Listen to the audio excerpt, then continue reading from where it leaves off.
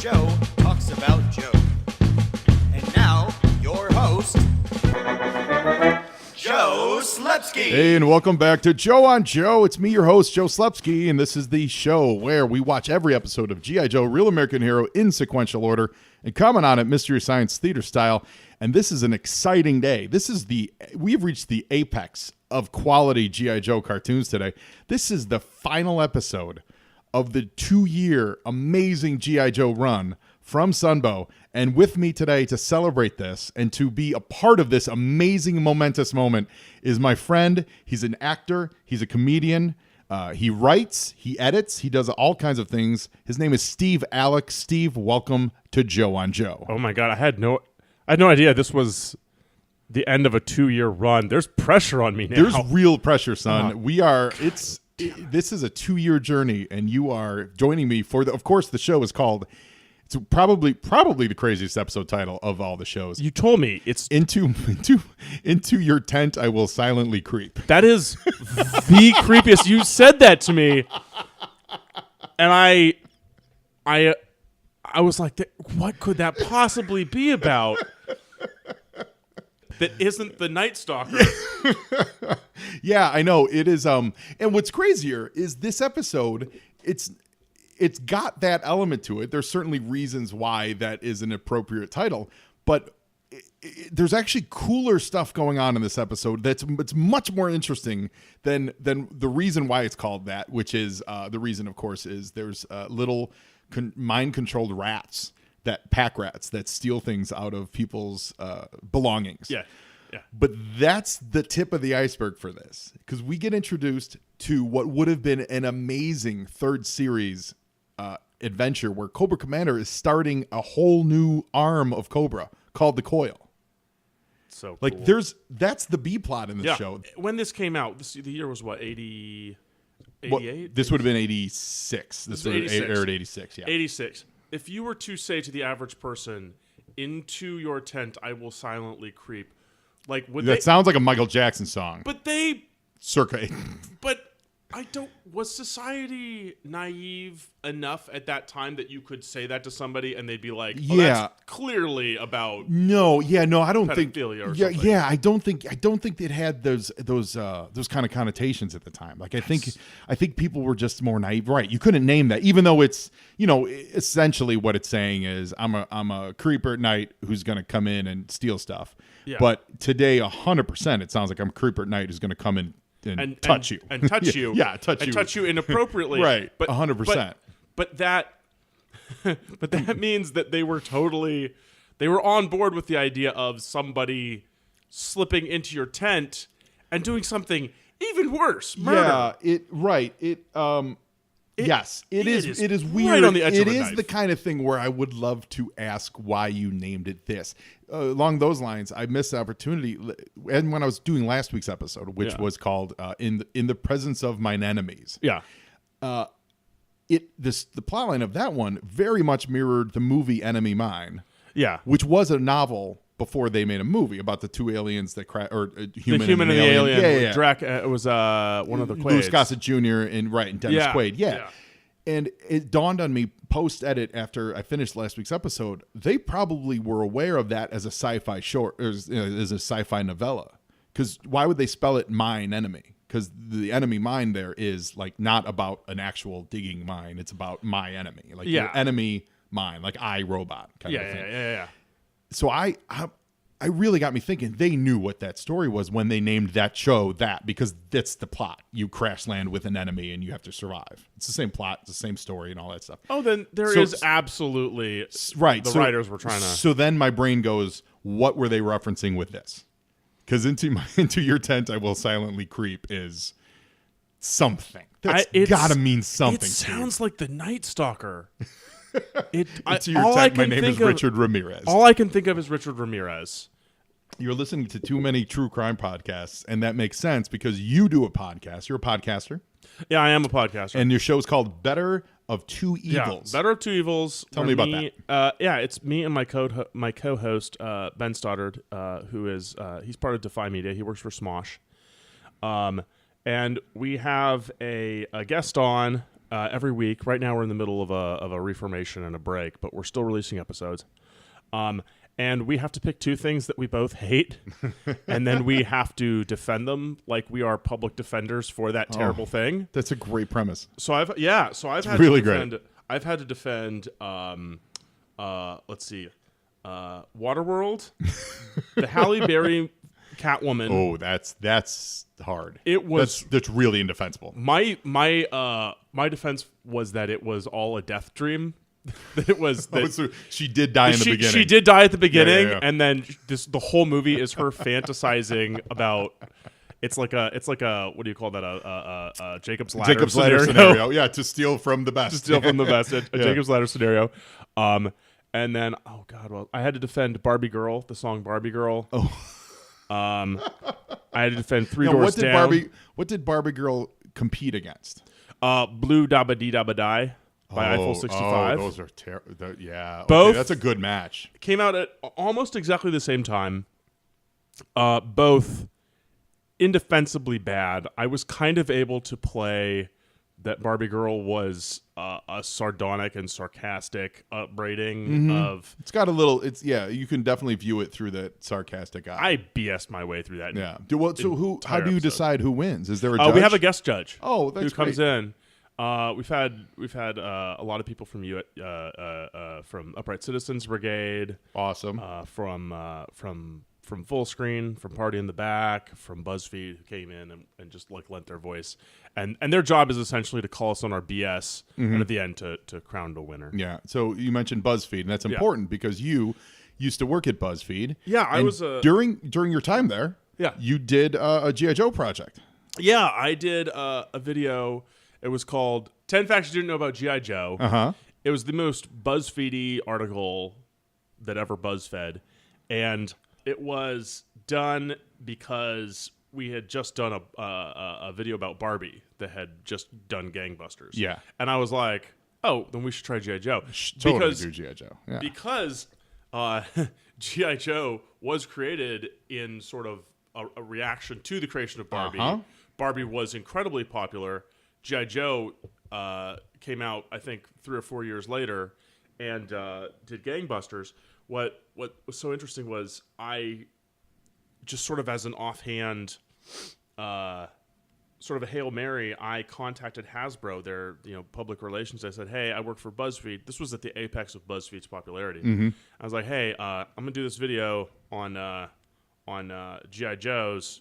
Do you have any fact sheets or anything that you guys think is interesting or things that you guys like, cool secrets out there that people don't know? Yeah. And literally by that afternoon, I was talking to the head of G.I. Joe production. That's amazing. So is he? So he's the head of Hasbro G.I. Joe. Like, can't think of his name, but yeah, he was the head of the G.I. Joe toy program. Okay. Underneath Hasbro. And this is circa like 2015, 2014, something like that. This was 2014. Okay. End of 2014, and they were super nice. And then I think I had a conversation with him at 2 p.m. The next day at 11 a.m., there was a box of $200 worth of G.I. Joe sitting on my desk because they were like, hey, you can use these for your video. And yeah. But they were also, what's funny is they also put in this new line of toys that they wanted me to push. And I'm like, I'm not going to do that. Were they G.I. Joe toys? Or? Yeah, G.I. Joe tried to do this like Lego, like analogous. They were like, essentially like little Lego blocks where you could build the G.I. Joe. Really? I don't. Toys. Okay. It was called like Bricks, BRIX. Okay. G.I. Joe Bricks. And they were like, you should, include this in your video. And I was like, this is not a big advertisement. Maybe not. No. I'm not going to. I'm going to use the old toys. So I made a video about that, and it was a lot of fun. But I remember going back and watching a lot of the TV show at that time,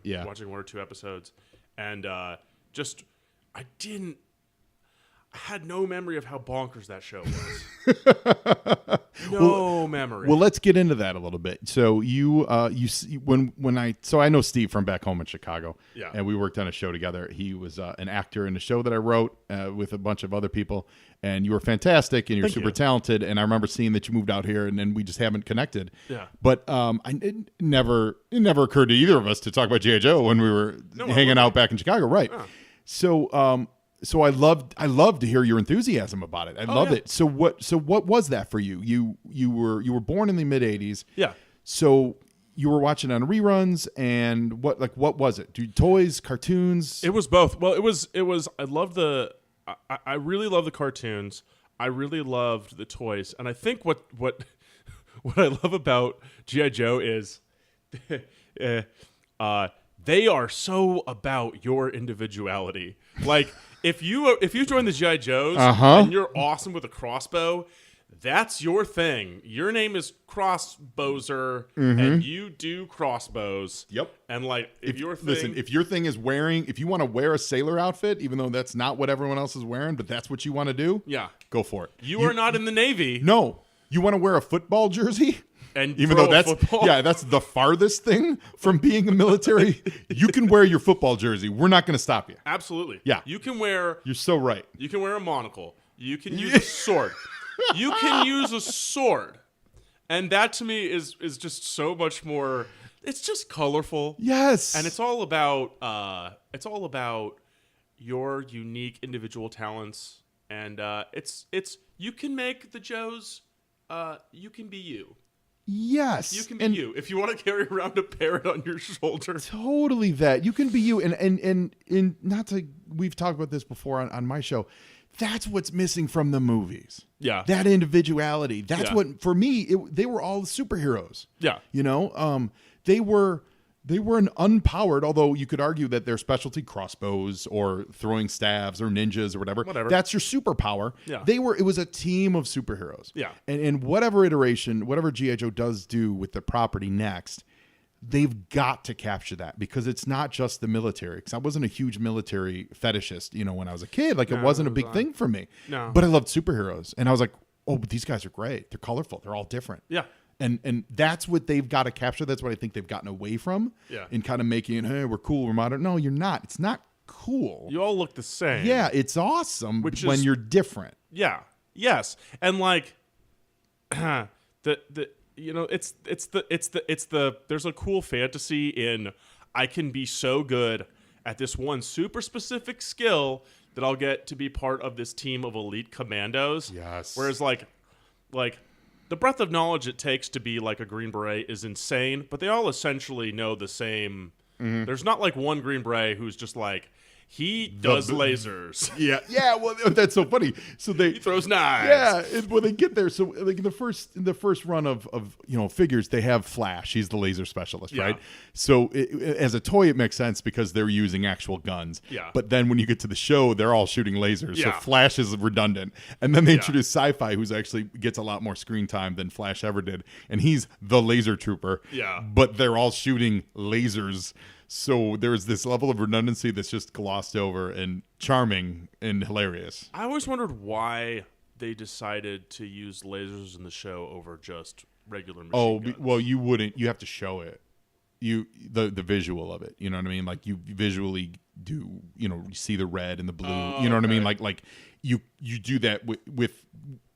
It's just visually more compelling. Visually more compelling. It's easier for you to track as a kid what's going on the screen, like Yeah. where the weapons are firing. Yeah. They did do weapons in the like the G.I. Joe Renegades. They do have more traditional military weapons, Yeah. and it's just the generic, like the flash. You see the muzzle flash, and then something blows up. But I think it's, from a cartoon perspective, it's more exciting to see the red and the blue crisscrossing, and Yeah, no, that's fun. And I mean, there's never like a thing of like which round went where. There's no G.I. Joe Benghazi. It's pretty clear. yeah, It's pretty clear what happened in every. yes. It's pretty apparent. It's pretty apparent what's going on. I'd like to talk about my conspiracy theory. Yeah, for a sure. second. Let's go into it. Let's No. go into it. So you're saying that General Hawk knew that people were about to attack attack Benghazi. I think completely this idea that it was like a video from YouTube that caused the whole thing to happen. Yeah. No. You don't think it was Cobra propaganda? I think it was absolutely a cover-up. Okay, so General Hawk's in on it. General Hawk It goes to the highest levels. To the highest levels. Yeah. And, unfortunately, Clean Sweep and Duke were horribly killed because of their Duke, they killed Duke. They killed Duke. Didn't they kill Duke in the second movie? So wait, So in your conspiracy theory, they killed Duke. Yeah. Well, I mean, yeah. He's because Duke seems like the most. He dies in the movie, but he doesn't die in the movie. They say he doesn't die in the movie. When was the last time you saw the movie? The second one? The animated one. Oh, I haven't seen the animated movie in forever. So he dies takes in the second live action. right, yeah, true, that's true. But in the animated movie, he takes Serpentor, like pulls one of his snakes off, turns it into a staff, right, and he slams it right into Duke's right in his heart. He kills him. Yeah, and as backlash from the Transformers movie, which was released about 3 or 4 months earlier. That was 84? No, the movies came out in 88 or 89, I want to say, or 87. I remember really liking the Transformers animated film. Oh, the Transformers animated stuff is great, but they killed Optimus in that, and kids freak out. But he comes back at the end. No, he doesn't. Optimus doesn't. I thought he did. No, Duke comes back. So they ADR it. So the G.I. Joe movie's done. But they have to go back in and have just record some dialogue at the end final battle scene where they beat Cobra La, and they just go, it's Doc going like, "Hey, everybody, Duke's going to be okay." So getting a snake into your chest, stabbing into your heart, just puts you in a coma, and you don't die from that, even though the movie is 100%. And listeners, we're heading towards the movie. We've recorded it, Steve, just for your knowledge. Yeah. We've recorded it a couple weeks back, and we're editing it. And the movie will not be next week, though. Next week we got a nice surprise for you. But the movie will be probably. I think I'm gearing. It's going to be like special episode 100 of my show. I cannot wait. It's great. Yeah. What I loved is that they saw the blowback from killing Optimus Prime. Completely that. But I have a theory about the original movie. Is so Optimus Prime dies. Yeah. He gives his life to save Judd. Hot Rod. Hot Rod. Mm-hmm. Judd. What's his name? Judd Nelson. Judd Nelson's character, is killed saving him, and then comes back essentially comes back in spirit through his the leadership matrix or something at the very end. Well, the matrix is all the primes. So when you become a prime, and assume that it kind of imprints your soul to it, so you access all the memories of the other primes. So his memory would be in the matrix. But what I'm saying, they brought him back on the TV show in the following season. They actually for real. See, what I'm saying is, it was bad to bring him back because he dies, and then all of his followers spread out. Mm-hmm. And how is that not the perfect analogy for Christ dying, and then the voyages of all of his, because they all go out in these different places. Oh, sure. And I remember watching and thinking wow, you could totally turn this into a Jesus analogy if you wanted to. Yeah, there's some of that. He sacrifices himself. Yeah. And then comes back as essentially what the Matrix is essentially just like it's like heaven. It could be heaven. It's heaven. It's Robot heaven, but it's only heaven for the one person that becomes Prime. So basically all the other Autobots die and just die. They just die. They just don't get to go to heaven. They don't get to go to hell. They don't get to go anywhere. You get nothing. You get nothing. But Prime, you get to live forever in the Matrix. Oh, well, yeah, that's great for Prime. Kind of how it works. Way to go, Transformers. Well, we're gonna get going with I'm so excited. with this episode. It really is great. And like I said, there's seeds in this that Cobra Commander starts a new version of Cobra. I'm so disappointed that they didn't get to do a third season with this. They picked it up in the comic books, and we're going to talk about that a little bit as we go on the show. Oh, okay. So it wasn't the last we heard of the COIL, but it was in the cartoon. I'd like to point out that the music that we're listening to right now is, I think G.I. Joe, I immediately think of a march and some heavy drums. I'm listening to a Soul Train track. I honestly feel like it's the DVD menu. It's again, if anyone out there from Hasbro is listening, we said this a few weeks back. You need to release a CD of this or a collection of this. They Mattel did He-Man. Yeah. And there's some people that are selling that, like the He-Man, the fragments from the show and the theme songs and all that. Yeah. I would love a G.I. Joe.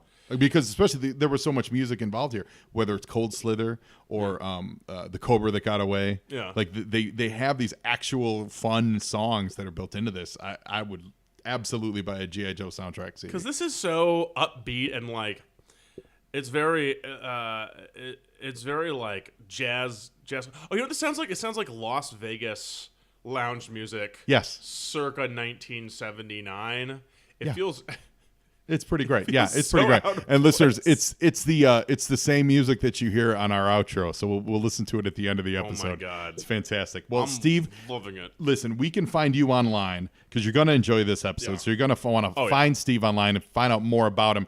On Twitter, you're at Tad Thunderson, which one is word. just an amazing Twitter handle. Yeah. I don't even know if I want to ask what that means, but it's amazing. It's a character I used to do at Second City. Oh, that's so great. On Instagram, you're at Steven Aleck, and that's STEVEN _ ALECK. Yeah. And remember to check out his Better of Two Evils podcast with your co-host Ben Stoddard. And as long as you're out there on Twitter and Instagram and all this stuff, you might as well follow me at JoeOnJoePod or send me an email to joeonjoepod@gmail.com and let me know what you think of the show. Let me know if you want to be a guest on the show. We are about to start the DIC Canadian episodes. I know you're shaking your head. You're like, don't do it, Joe. We're doing it. We're doing it because we're the only podcast that's going to do it. What does DIC stand for? Dis is Canadian, I believe. So check me out, send me a review, and most of all, tell your friends. So we're going to get into it with the amazing episode called Into Your Tent, I Will Silently Creep. That is the most messed up. It's not a double entendre. It's a No, it's a single entendre of creepiness. Yeah. for Oh, it's horrible everything. realization. All right. So Steve, listeners, get ready. Here we go.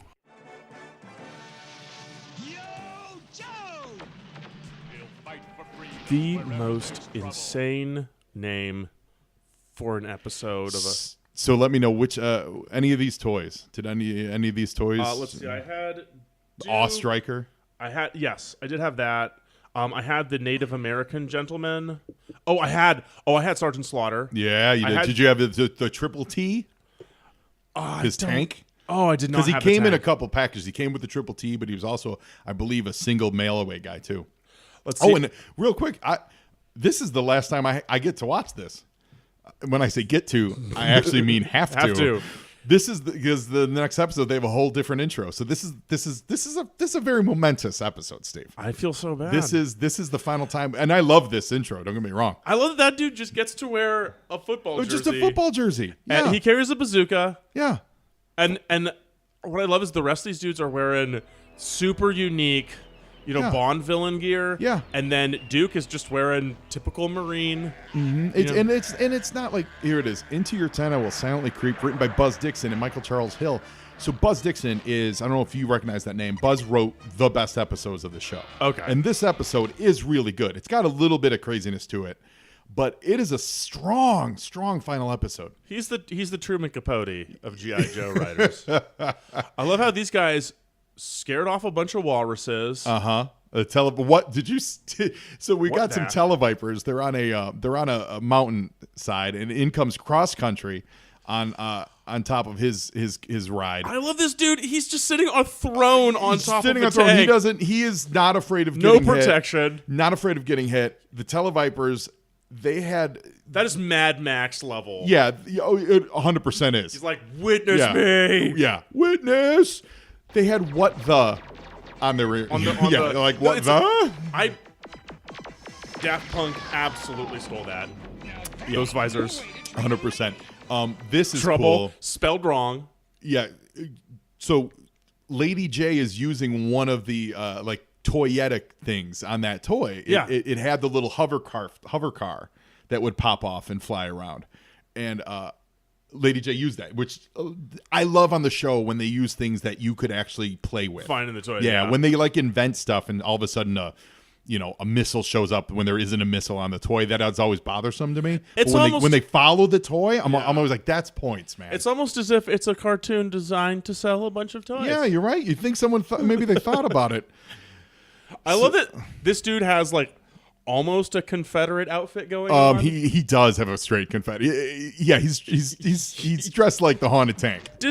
Yeah, he's a good old boy. And this is the 80s. This is before Like General Lee was running around with the Confederate flag. Like how it does meant. he get along with the African American GI Joe? Well, that's what I'm saying. It wasn't. I'm not saying it was right at the time, but people weren't. There were so many other real problems that they didn't get down to that level of. Hey, we also shouldn't be throwing the Confederate flag around, right? The General Lee, the Dukes of Hazzard, was the biggest show in the early '80s. Oh yeah, absolutely. And that's straight up Confederacy stuff, you know? Oh yeah. No, I think. Wait, I love this mess hall. The cafeteria? I love this mess hall. I love that they have all their gear on. Sci-Fi does not take his helmet off. That guy doesn't take his. Low None of these light guys take off. Low any other light stuff. is still wearing his night visors. It's like, dude, you keep your sniper gear on all the time. That's Everyone's in full gear. I love it. But you know what? This is the same show that has them go to nightclubs in their full army gear. They go out for a night in the town with a couple, like with dates. That's incredible. And they're still dressed in their full gear. I love that. It's like on Saturday night. That was the night for your good mom. We went out in our full G.I. Joe gear. Exactly. It's like Goodfellas, but with G.I. Joe. Cross Country is really upset about his tape deck being destroyed, which I love. I love that little character piece. If you look at the way they animate the tape deck, and I'm sure it's necessary to read right on screen. Yeah. It looks like it's a VHS size tape deck. Like he's holding it. It's like a VHS tape. Maybe it's supposed to be like analogous to a And trap. this is where it gets crazy. Am I looking at a robot rat? You're looking at a rat in a dragon costume. So let's break this down. It's a rat with electronic on its head that is So it's a rat's brain. But it's a Godzilla-looking body. That's so unnecessary. It's so crazy. And he apparently is smart enough that he's going to steal Cross Country's new tape deck. I don't know why he looks like Godzilla. I don't know why he's got glowing eyes. I don't know why he's stealing tape decks. We're spending a lot of time on the rat in the air ducts. Like, it makes me think maybe they needed to pad the animation time. Please because there was like 8 different shots of the rat. Of the rat running through the air ducts. Yeah, there's a lot of animation. What I love is that Cross Country is now going through the air ducts. I really hope this turns into Die Hard. 100%. With just him and a rat. Come out to the coast. We'll get together. I love that he's shimmying up. Dude that's fit. Get together. We'll have a few laughs. I would love to break down the code on that. Well, Mainframe's back hurts because he never takes his backpack off. They show him this time, actually, unfortunately, of course, he's not wearing it. They always show him sitting in chairs with his giant backpack on. When was the last time you sat in a chair with a backpack on? Steve? Never It's the worst thing in the world. Why would you do that? The worst thing in the world is when you sit down and you forget you're wearing a backpack and you go, oh, my back. That's my back. The worst. So Mainframe, that's why your back hurts. Also, Mainframe, you're asking for the G.I. Joes to invest more money into new chairs. Why don't you just maybe do some stretches? Yeah, maybe get up. 15 minutes of yoga. Maybe standing desk, Mainframe. Maybe a standing desk. Yeah, get yourself a standing desk. Yeah, get a standing desk, Mainframe. All right. So the Don't rat. put this on the G.I. Joes. Yeah. Take some responsibility. So wait, there's a ton of rats now. There's 3 different rats. Also, 3 different rats, and Cross Country follows is them tracking into Chinatown. By the way, apparently the G.I. Joe base is within running distance of Chinatown. Wait, where is the G.I. Joe base? Does that put it in Echo Park? It's kind of everywhere. Sometimes it's in the desert. Sometimes, as in here, it's apparently right next to a city center that has a thriving Chinatown. Well, and that's like it's kind of wherever they need it to be. Geographically, it's a cartoon. I love that in this case that's a straight up alligator living in the sewer. Yeah. And here we come, Cross Country. It's now we go Temple of Doom style stuff. So underneath Chinatown there is a Temple of Doom. Yes, there is a Temple of Doom underneath Chinatown. That's the lesson we just learned. And Cross Country snuffed it out due to these rats. And there's flaming pyres. And this is where it gets awesome, but crazier even. Because now there's How could it possibly get crazier? There's a pagoda temple underground. Yes. And there's a bunch of monks in robes marching towards something, a big cobra-headed,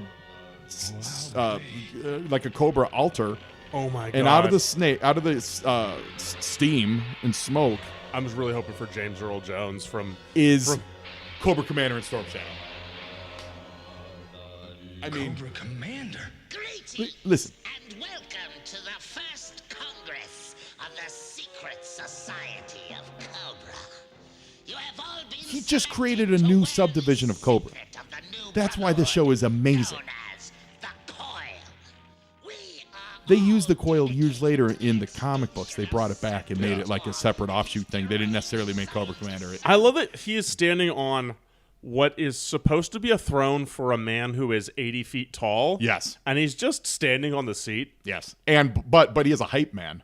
Not talking about Storm Shadow. Storm Shadow's playing bodyguard. If Yeah. you look closely, the guy in the robes below him with his arms extended, Yeah. that's his hype man. That's his- because he is not that dude with the robes has nothing else to do. He's no different than anyone else in that crowd except to hype up Cobra Commander. Like I feel like they did the animation on it and realized, hey, there's a big empty spot there. We should put a dude standing because it looks weird. Yeah. Yeah. So he's his hype man. Cross country on his way out, he runs into the Dreadnoks. He 1000% has a Confederate buckle belt. So That is he a does. Charlie Daniels Confederate buckle And belt. we're going into the commercial break with Crispy Fried Cross Country. Today's Filecard features on the G.I. Joe Jungle Trooper, codenamed Recondo. His file name is Daniel M. Leclerc, and his primary military specialty is the infantry. His secondary military specialty is intelligence, and his birthplace is Wheaton, Wisconsin. Recondo hates the cold. He loves hauling a rucksack through the bush and sweating it through his camis. When he's in the jungle, he owns it. Anyone else is trespassing. He's a cadre member at the Jungle Warfare Training Center. He's a qualified expert in the M16, Swedish K, grease gun, the M1911A1 auto pistol, and the M79 grenade launcher. Quote, a jungle is like some single gigantic hostile organism. It can sense when you fear or hate it, and it is wholly without mercy. When Recondo steps into a jungle, it sings to him like a mother soothing a troubled child. Recondo is awesome, and here's why. He's got two amazing things going for him. He's got that sweet hat with the one side pinned to the top, and the other side it's like a jungle fedora. So he's like half hat up, half hat down. Never understood why they wear it that way, but it's awesome. And he's got a fantastic mustache. Better than just a regular mustache. If you look closely on his action figure, it like flares up. You know, like he spends time twisting it upwards. It is awesome. I'm a big fan of Recondo. I didn't realize he was from Wheaton, Wisconsin. They did the same thing with him that they did a little bit with Snow Job, and they also definitely did with Frostbite, where they took the guy who was an Arctic trooper in their case, and they made him either hate the Arctic or he was from a really hot climate. In this case, he loves going into the jungle, which is a super hot climate, and he's from Wisconsin. And we all know Wisconsin is cold. Recondo's definitely one of those guys that wasn't used as much. Later on, he was a little supplanted by Outback. You know, Outback with the survival written across his chest. Maybe if Recondo had like the word Recondo on his chest, maybe he would have been a little more popular and they would have used him a little more. But I'm a fan. So give it up for Recondo, Daniel M. Leclerc. We salute you. Now back to G.I. Joe. You're 100% right with the belt buckle. It was on the toy too. And aesthetics aside from what it means, what I absolutely 100% out there believe that it means today, like it was the subjugation of an entire race of people, Yeah. and we shouldn't really be praising it. So I'm going on record. We don't get too political on the show, but I'm going to take a stance on that one. Let's just go ahead and say the Confederacy was not the good Yeah. side of that yeah, war. yeah. No offense to anyone out there, but please just realize that's what And don't wear that's a what the war was Confederate fighting belt for. buckle if you have African American workmates. Right. So there's that. There is that, and that's I think the most important thing. But let me also throw this out there. He's also fighting for the American the American military. Yeah. And he's wearing the He's wearing symbolism a of Confederate flag traitors, of people who left the country to strike out on for whatever reasons you want to argue about whatever it was for. That's different. It's still the flag of the people that said we don't want to be a part of you. And and before anyone writes in, I know that sometime in the 50s or sometime in the last century, we did pass a law that welcomed back in any soldiers that died. So so technically they're all part of the American. I understand that. However, still, that's the flag of the group of people that said we want out. Yeah. And he's fighting for the Joes. And he's fighting for the Joe. And like, I really just want to see if like was there ever an episode of the G.I. Joes where it's like, there's some football players who are taking a knee during the national anthem. What's Cross Country's take on this? Also, why is Cross Country named Cross Country? Is it because of the cross on the Confederate flag on his belt? Oh my gosh, you may not be wrong. You may not be wrong, unless he's just a big long distance runner. Or maybe he's like a booze runner. Maybe he's a moonshiner. Maybe he's a Duke moonshiner. boy. He's a Duke boy. Yeah. I think Ed Hardy's a Duke boy, and he's got a. I don't get me wrong, I like Cross Country. I think the character's got a great, good old boy attitude and all that, and he seems to work well with people of color, and yet he wears the Confederate belt buckle. I guess it's a different. Yeah. I love it. These guys. This show's solid because they've also got. They had Firefly show up. It was like all the Dreadnought. This is like a greatest hits of Cobra in this episode. There's a ton of Cobra in this episode. Serpentor's very upset about Cobra Commander making the COIL, this new offshoot. Yeah. He's very upset about this. And of course, this would be the last time that we see any of these guys before we get the movie in 1987. Yeah. I love that Serpentor. And this is an Indiana Jones move too. He's pushing over this giant dragon statue, riding it to break through a wall like Indiana Jones did in Raiders Lost Ark. It's a total indie move. Dead. Yeah, well, he would have. Of course, he would have been dead. I love it. Just underneath this Chinatown is this ancient temple with. It does beg the question because usually they operate outside of at least in the first season, the base was right outside of Enterprise City. Yeah, that's where the twins had their extensive enterprises. Yeah, and I believe it was called Enterprise City. I think Enterprise City is supposed to be like it's basically like Capitalismburg. Yeah, yeah. You know? But the Joes were always relatively close to that city when it got attacked. Yeah. It was always Enterprise City. Yeah. So assuming then that this is underneath Enterprise City, there is just a vast catacomb of ancient dragons and temples and all these things below Enterprise City. It just has always been there. It's just always been there. It's almost like it reminds me of like an ode to Big Trouble in Little China. Like Cross Country is supposed to be he's Jack Burton. Yeah, Jack Burton. Yeah, he's 100% that. And this is, I mean, it's got shades of Temple of Doom, and by no means are we saying it's a ripoff. No, by no stretch. I mean, I think that's what G.I. Joe did the best is they took all these things in culture that were popular and kind of just used them in their own way and made this synthesis of awesomeness. Yeah, yeah. Well, and kids would have known. So here we go, a quick Sergeant Slaughter cameo, and Hawk is basically telling the crew that Cross Country is missing. Retrieve top secret information. And they're all very concerned about this. You'll be able to find him because he's the only dude wearing a Confederate uniform in modern America.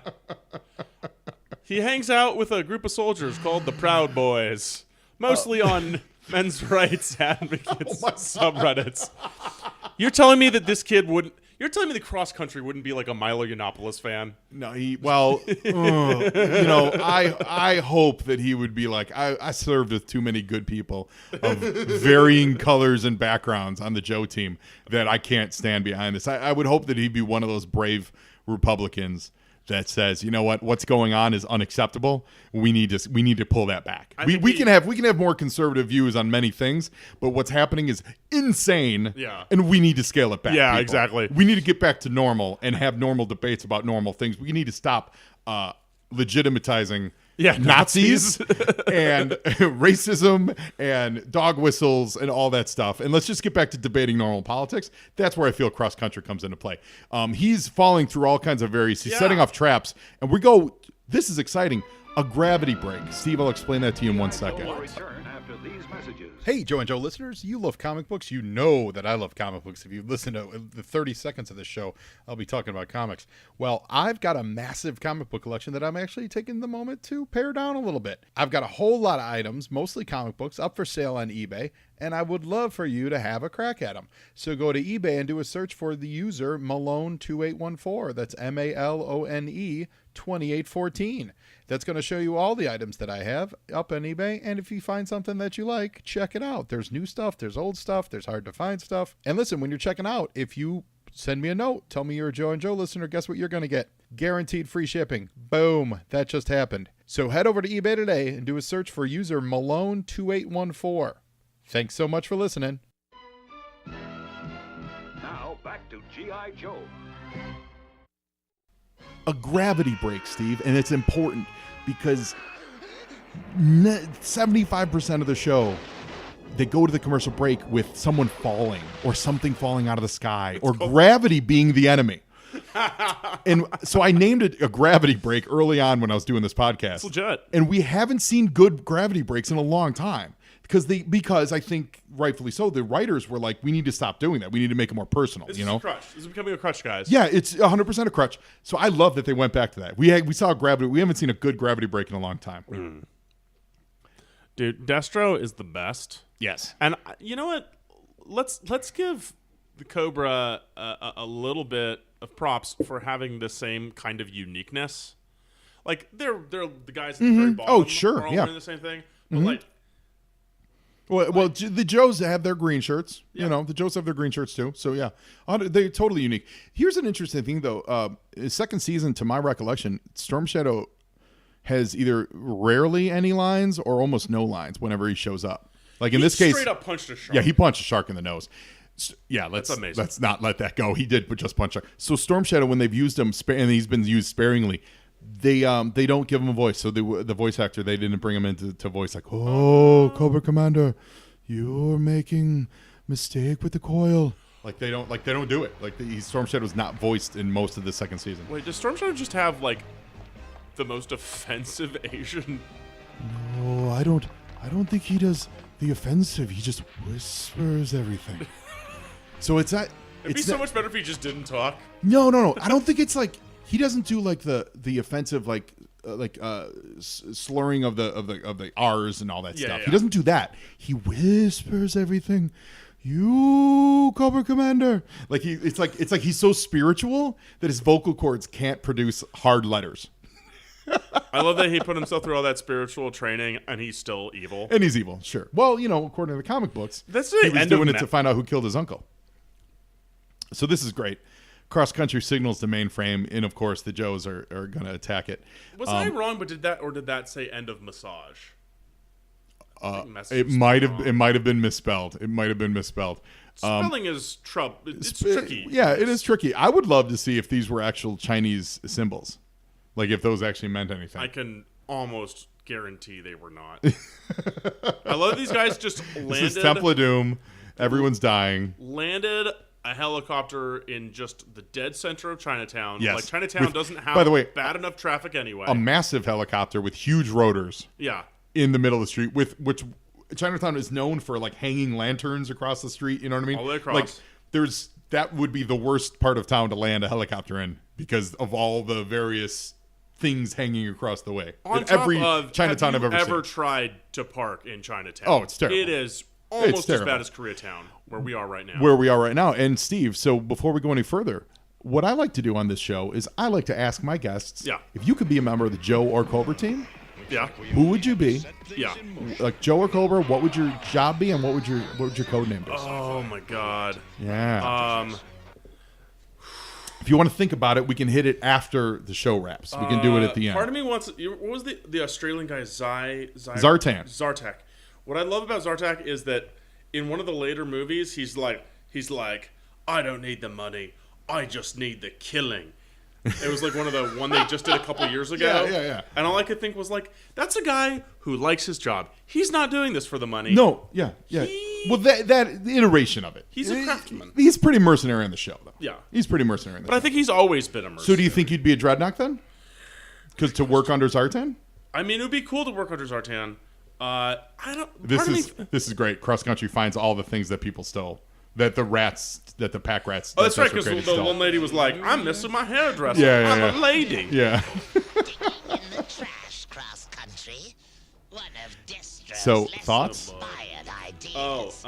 Mutant you know what? I rats. really They were would have to supposed go. steal One, Michael I would Joe's have to secrets, be and all they a member of stole Cobra. was Okay. Because I remember watching this episode where, like, got really into drugs. Like, one of the guys got hooked on Flash. That's Headmaster. That's in the DSE episodes. And all I'm saying is, like, if I can't spark a joint as a member of G.I. Joe. If I'm going to put on all that amazing stuff. Yeah. This is the thing. You can wear the most insane costume you want. These dudes right here.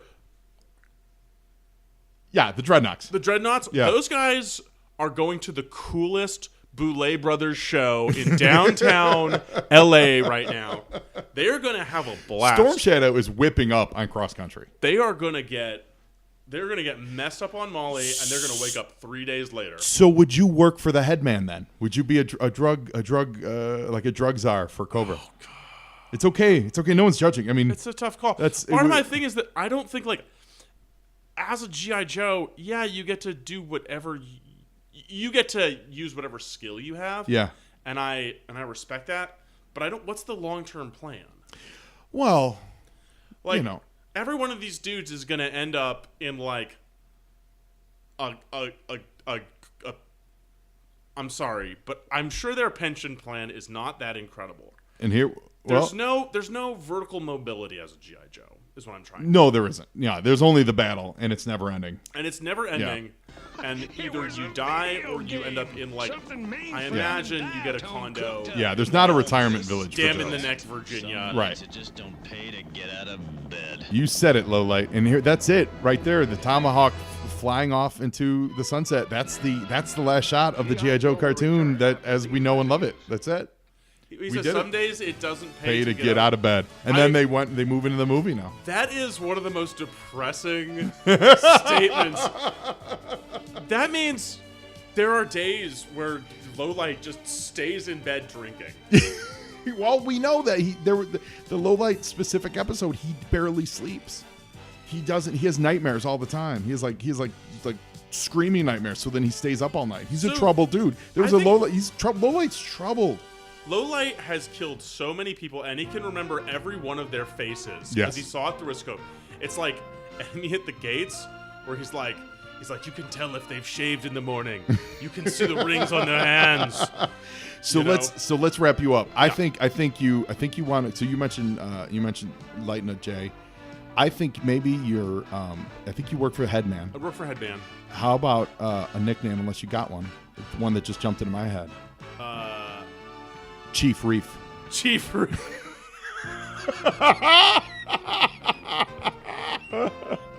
Done. Chief Reef. I work for Headman. That's how I pay to go out to the clubs with the rest of the Dreadnoughts. Yeah. Those guys. I'm sorry. Those guys party. They totally party. You don't get mixed up in the hard drugs. You're all marijuana. Sure. You're all about that. Right. You're like, you keep your crack. I don't need that. Keep your your meth. I'm about getting you a nice mellow high. Yeah. And having a good time. Let's do CBD and let's chill to some tunes. Yes, that's what you are. Like the rest of those dudes, they're all headed to Black Dragonfly. Yes. They're gonna. Yeah. In fact, you're very upset. The more states that legalize marijuana, you're upset because it's cutting into your business. Absolutely. Because people can buy like a vape pen online right now. So you're working with the Tomax and Zaymot, the twins, to get lobbyists in Washington to lobby against legalizing marijuana. Oh, totally. Like I'm friends with the Koch brothers. Yes, totally. Yeah. Chief Reef. I'm friends with the Koch brothers to try to get them to. Yeah, no, I'm like one of those guys that like has ads in like Arizona and California that's like every day in Colorado someone dies from smoking too much marijuana. I'm that dude. Yeah. But secretly getting messed up. I'm not, because the thing is, I look at those Dreadnoughts and like, I think they're supposed to look like bikers. They are. Yeah, they are biker but gangs. Yeah. They don't. Well, they look like they're headed. They're bikers through the prism of the village people. Yeah. They look like they're headed to Folsom Street Fair in San Francisco. Yes, completely that. Yes, you're not wrong. You're not wrong. You're so not wrong with that. 100%. So lots of cod pieces on the show. There were no tents in this episode? There were no tents. I was going to point that out. You were very observant. There are no tents. Which makes the episode title even creepier.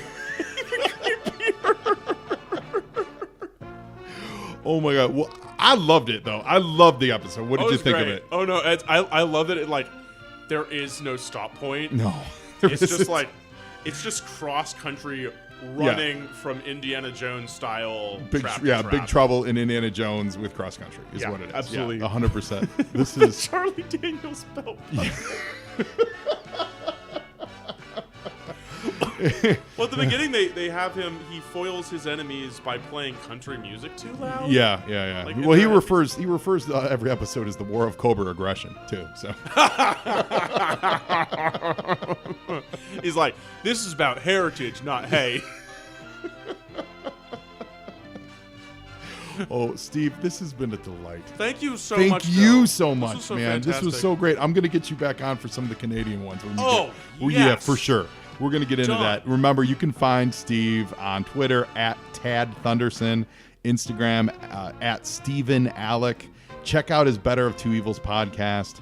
You know, you can find my stuff on BuzzFeed. yeah, support this guy. Find the BuzzFeed link. I'll dig up the link and we'll tweet it out and send it out this week. We'll get a little traction. Thank you. on it Yeah, for I got some really fun stuff on there. Honestly, I probably have seen it already and didn't realize you wrote it. So I love it. Tons. Yeah, it's gonna be great. Thank you. Yeah, Steve, this was fantastic. Thank you so much. And listeners, thank you so much. Next week, got a special episode for you as we gear up into what we're gonna do next. Of course, the movie's coming up, but a little teaser. Maybe something to do with public service announcements. Maybe that's next week. I don't know. Stay tuned and come on back to Joe on Joe, because now you Joe, and Joeing is half the battle.